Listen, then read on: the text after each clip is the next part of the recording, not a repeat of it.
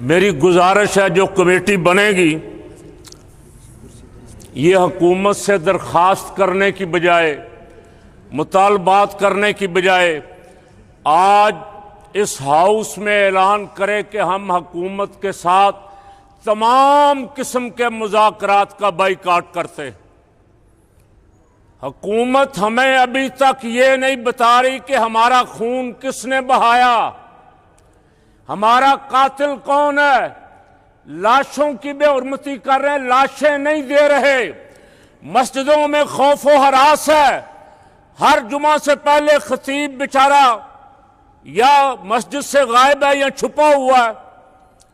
हादसा हुए 13 अक्टूबर को यह वाकया हुआ, आज 26 हो गई, 25-26 पे आ रहे हैं, अभी तक खौफो हरास है। कहां? अहले सुन्नत की मस्जिदों में, अहले सुन्नत के मदरसों में।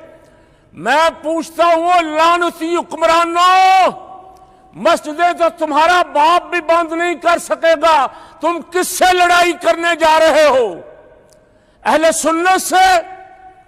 अहले सुन्नत आज तक कहते रहे हम पाक फौज के साथ हैं, पाक फौज जिंदाबाद। और हमें पाक फौज ही ये बता दे हमारा कातिल कौन है। या तो मरियम है, या मोहसिन नकवी है, या शहबाज शरीफ है। ये तीनों में से कोई एक तो जिम्मेदारी लेना, मैंने ऑर्डर दिया है। ये तीनों कहते हैं सानू नहीं पता कित्थों हो रहा है सारा कुछ। जिस अफसर से मिलो, बड़े से बड़े अफसर से, कहता पता नहीं सारे कौन कर रहे हैं, लिस्ट पता नहीं कित्थों आई। तो मैंने कहा तुम डूब के मर जाओ, छोड़ दो, सीटें छोड़ दो।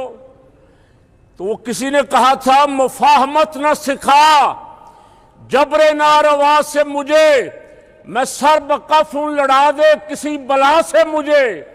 सुन्नियों को लड़ा दो, सुन्नियों को कहो बाहर निकलो, आज आप एहतजाज की काल दें, हुकूमत से मुज़ाकरात मुनक़ते कर दें। कोई मुज़ाकरात नहीं होंगे उस वक्त तक जब तक हमें हमारी लाशें दो। हमारे कातिल का पता बताओ, कत्ल किस करने का हुक्म किसने दिया? हम कहते हैं जिंदाबाद, नामालूम जिंदाबाद। नामालूमों ने हारी हुई, ठुकराई हुई एमक्यूएम को 17 सीटें जतवाई 47 पे, और 17 सीटों वालों को 200 सीटें दी। कोई एक सीट भी किसी अहले सुन्नत आलिम को दी? क्यों जी? जरा बोलें अगर मेरी समझ आ रही तो। एक सीट भी। वोट 30 लाख हमारा भी था। अगर वो चाहते कि अहले सुन्नत भी मेन स्ट्रीम में आए, कौमी धारे में आए, साहबजादा अहमद सईद साहब को जतवा देते, हजरत साहबजादा अबुल खैर साहब को जतवा देते।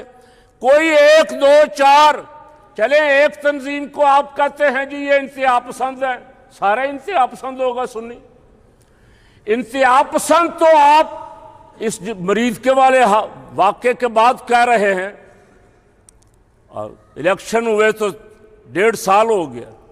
उस इलेक्शन में आपने कोशिश की सुन्नी पीरों को, सुन्नी उलमा को इस्तेमाल करने की, और ये हमेशा आपके काम आए। आपने झूठा फसाना 9 मई का घड़ा, और ये जना उसमें जा जा के बददुआएं देते रहे 9 मई करने वालों को, और 9 मई वाले चीखते रहे जुडिशल कमीशन बनाओ। अगर सच्चे थे तो जुडिशल कमीशन बना देते। अब भी हम भी यही मुतालबा कर रहे हैं जुडिशल कमीशन का। कौन नहीं बनने दे रहा? किसने खून बहाया है उससे आप हिसाब मांगे और ऐलान करें पीर साहब, उस वक्त तक किसी हुकूमती आदमी से मुज़ाकरात नहीं होंगे जब तक हमारी लाशें ना दी जाएं, हमारे कातिल ना बताए जाएं। शियों की लाशें गिरी कोयटे में, शियों की लाशें कोटे में दिसंबर जनवरी की रातें, वो 1 हफ्ता रख के लाशें रात सारी सारी बैठे रहे। उन्होंने कहा वजीर आजम आए, आके माफी मांगे।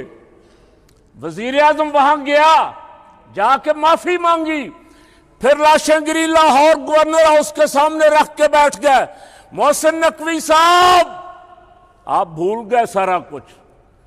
इनसे मैंने तो अदब से ही कहा था कि इनसे जफ्फियां डालने की जरूरत नहीं है, अपनी नफरत का इजहार करने की जरूरत है कि तुम जलील लोग हो, जो तुम्हारे नारे लगाते हैं, जो तुम्हारे साथ खड़े होते हैं, उनका कत्लेआम कर रहे हो, जो तुम्हें गालियां देते हैं उनको, हरे हुओं को भी सीटें देते हो।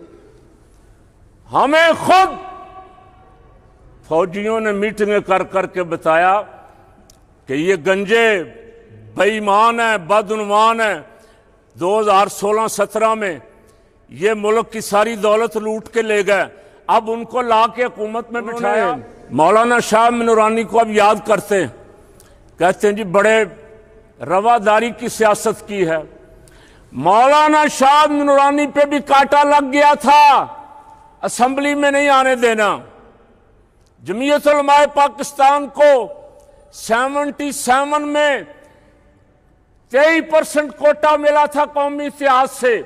इलेक्शन हो जाते तो 50-60 सीटें अहले सुन्नत की आती, इलेक्शन ही नहीं होने दिया गया, रोक दिया गया। तहरुल कादरी साहब ने मुशर्रफ के लिए बहुत कुछ किया, एक सीट दी, एक सीट सिर्फ 2002 वाले इलेक्शन में। बाकी भी जिसने खिदमत की, उन्होंने जो सलूक उनके साथ किया वो आप देख लें। और आज मुतालबा करें कि मैंने कल रात भी कहा किसी क्लिप में, इंडिया हमले की तैयारी कर रहा है और जो फौज के साथ खड़े होने वाली जमात थी, आपने सब पकड़ के अंदर किए हुए। कल आपको जरूरत पेश आएगी, एक मुतालबा ये करें, पहले नंबर पे हमारे शहीद दिए जाएं, कातिल कटहरे में लाए जाएं। उस वक्त तक हम कोई मुज़ाकरात किसी से नहीं करेंगे। और नंबर 3 सबसे अहम बात, इतना बड़ा हाउस कौम इंतजार कर रही है, बेचैन है, देख रहे हैं कि किसी तरफ से आवाज आए। आपकी आवाज जानी चाहिए। कोई एहतजाज की काल की तारीख दें आज, कि इस तारीख को पूरा मुल्क इस जुल्म के खिलाफ निकलेगा और एहतजाज करेगा इंशाअल्लाह।